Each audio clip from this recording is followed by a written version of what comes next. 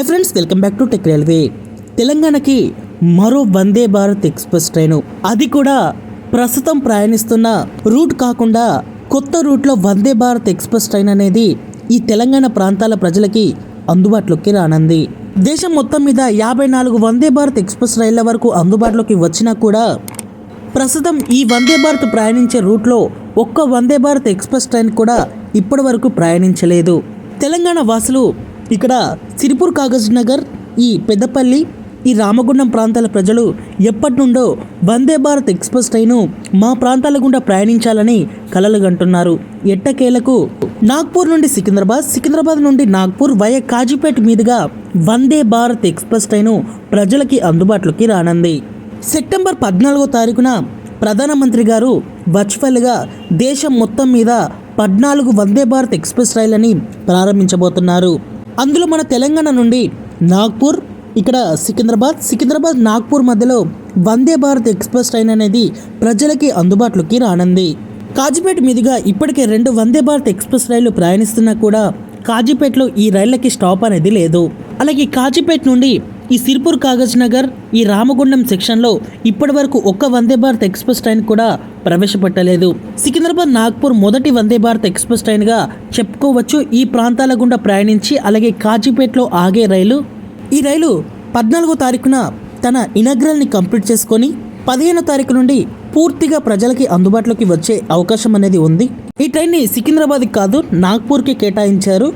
So ఈ train నాగ్పూర్లో ఉదయం 5 గంటలకి బయలుదేరి మధ్యాహ్నం 12 గంటల 15 నిమిషాలకి సికింద్రాబాద్ రైల్వే స్టేషన్కి చేరుకుంటుంది.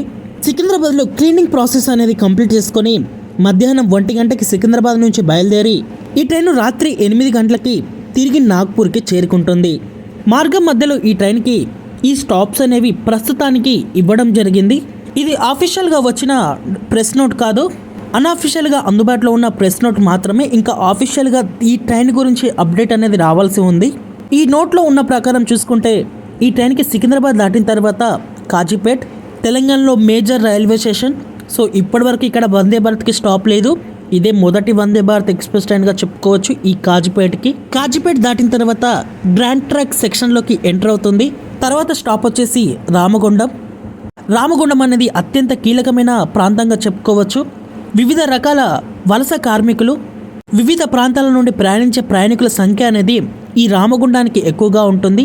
ఇదొక ఇండస్ట్రియల్ ఏరియా కాబట్టి ఈ వందే భారత్ ఎక్స్ప్రెస్ ట్రైన్ అనేది ఈ మహారాష్ట్ర నుండి వచ్చే ప్రయాణికులకి చాలా వరకు కన్వెంట్గా ఉండనుంది. ఉమ్మడి కరీంనగర్ జిల్లా ప్రజలు వందే భారత్ ఎక్స్ప్రెస్ ట్రైన్ గురించి ఎప్పటి నుండో ఎదురు చూస్తున్నారు. ఎట్టకేలకు ఆ సమయం అనేది రానే వచ్చింది. సో తెలంగాణలో సికింద్రాబాద్ దాటిన తర్వాత కాజీపేట్, రామగుండం ఈ 2 రైల్వే స్టేషన్లు ఉంటాయి. సో ఈ ట్రైన్ స్టార్ట్ అయినాక కొన్ని రోజులకైనా మరొక స్టాప్ అనేది అందుబాటులోకి రావచ్చు. లైక్ ఈ పెద్దపల్లి, సిరిపూర్ కాగజ్ నగర్ ఈ 2 రైల్వే స్టేషన్లో ఏదో ఒక స్టాప్ అనేది రావచ్చు. ఇంకా ఈ ట్రైన్ తెలంగాణని క్రాస్ చేసుకుని మహారాష్ట్రలోకి ఎంటర్ అవుతుంది. ఆ తర్వాత బల్లార్షా, చందాపూర్, సేవగ్రామ్, ఇంకా ఫైనల్గా నాగ్పూర్కి చేరుకుంటుంది.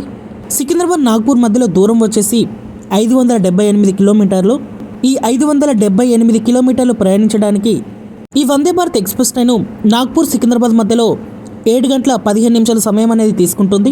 సికింద్రాబాద్ నాగ్పూర్ మధ్యలో 7 గంటల 20 నిమిషాల సమయం అనేది తీసుకుంటుంది. ఇప్పటి వరకు ఈ ప్రాంతాల గుండా ప్రయాణించే రైళ్లు వచ్చేసి 19 రైళ్ల వరకు అందుబాటులో ఉన్నాయి. ఈ రైళ్లలో యశ్వంతపూర్ ఢిల్లీ మధ్యలో ప్రయాణించే ఎక్స్ప్రెస్ ట్రైన్ 12213. ఈ రైలు అత్యంత తక్కువ సమయాన్ని ఇప్పటి వరకు తీసుకుంది, 7 గంటల 25 నిమిషాలు. ఇప్పుడు ఈ వందే భారత్ ఎక్స్ప్రెస్ ట్రైన్ మొదటి ప్లేస్కి వచ్చింది 7 గంటల 15 నిమిషాలతోటి. ఈ వందే భారత్ ఎక్స్ప్రెస్ ట్రైన్ యొక్క యావరేజ్ స్పీడ్ వచ్చేసి 80 km/h ఉంటుంది. ఈ కాజీపేట్ బల్లార్స సెక్షన్ అనేది అప్డేట్ సెక్షన్ ఇది. అలాగే ఈ మార్గాలలో చాలా ప్రాంతాలలో థర్డ్ లైన్ కూడా అందుబాటులోకి వచ్చింది. దీనివల్ల ఈ ప్రాంతాల గుండా Vande Bharat express ట్రైన్ని ప్రవేశపెడితే loco pilot 130 కిలోమీటర్ల వేగాన్ని మెయింటైన్ చేసుకుంటూ తన ప్రయాణాన్ని కొనసాగించగలడు. ఇదొక గుడ్ న్యూస్గా చెప్పుకోవచ్చు. ఈ నెల 14వ తారీఖున ఈ రైలు అనేది ప్రజలకి అందుబాటులోకి రానుంది. ప్రధానమంత్రి గారు వర్చువల్గా ఈ ట్రైన్ని ప్రారంభిస్తారు. ఈ ట్రైన్ యొక్క పూర్తి వివరాలు అందుబాటులోకి వచ్చాక మరొక వీడియో అనేది చేసుకుందాం.